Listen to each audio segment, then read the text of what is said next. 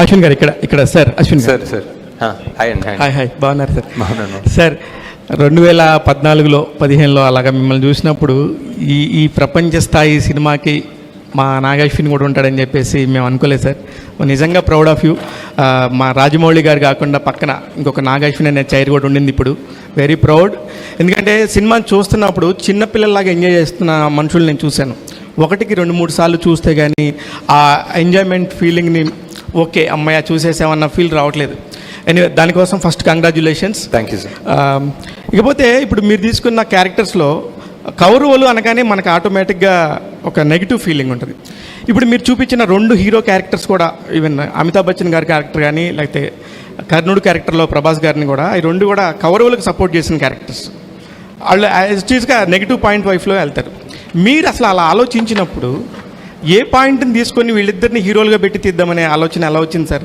ఇకపోతే మీరు తీసిన మహానటి కూడా 40 సంవత్సరాల క్రితం చనిపోయిన వ్యక్తి తీసుకొని చేశారు. అదొక అద్భుతంగా అయింది. ఇప్పుడు కూడా మీరు చూస్తే కొన్ని వేల సంవత్సరాల క్రితం వెనకాల జరిగిన ద్వాపరయుగాన్ని మళ్ళీ ఇప్పుడు 800 సంవత్సరాల తర్వాత జరిగిపోయే కలియుగంలో జరగబోయే అంతాన్ని కూడా చూపించబోతున్నారు. ఎక్కడి నుంచి వస్తాయి ఈ థాట్స్? మీరు ఎట్లా స్టార్ట్ చేశారు అసలు ఫస్ట్? అంటే ఈ పర్టిక్యులర్ మూవీ ఐ థింక్ ఒక ఫస్ట్ టైం చూసి వాట్ ఎవర్ ఆ క్లైమాక్స్ అన్న ట్విస్ట్ అంటే ట్విస్ట్ అనుకోవచ్చు, అవన్నీ చూసిన తర్వాత రెండోసారి చూస్తున్నప్పుడు I feel it's almost a different film, new film. చాలా వేరే పర్స్పెక్టివ్తో చూస్తాం రెండోసారి.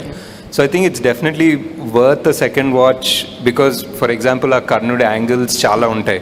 రెండోసారి చూస్తున్నప్పుడు విల్ బి లైక్, ఓ ఇక్కడ ఒక టిట్ బిట్ ఉందా, అక్కడ ఒక టిట్ బిట్ ఉందా అలా కనిపిస్తాయి. దట్ ఈస్ అండ్ ఎక్కడి నుంచి వస్తాయి థాట్స్ అంటే తెలియదు సార్. అంటే మహానటిలో కూడా చూసుకుంటే చాలా మంది క్యామియోస్ ఉంటారు.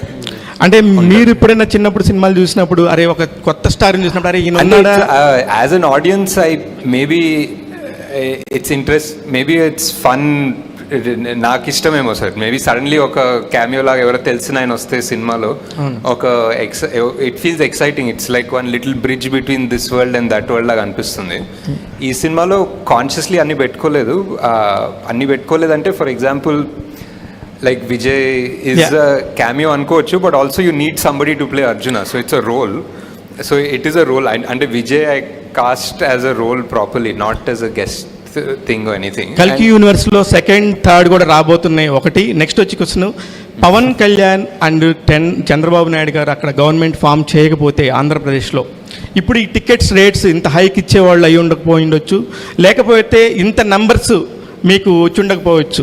దీనికి సంబంధించి మీ అభిప్రాయం? అదంతా అవలే కదా సార్, హ్యాపీగా ఉన్నాం బేసిక్లీ. అదంతా అవలేదు కాబట్టి సాటిస్ఫాక్టరీ. నాగశ్విన్ గారు హాయ్. హాయ్ సార్, ఈ సినిమాలో వైజయంతి మూవీస్లో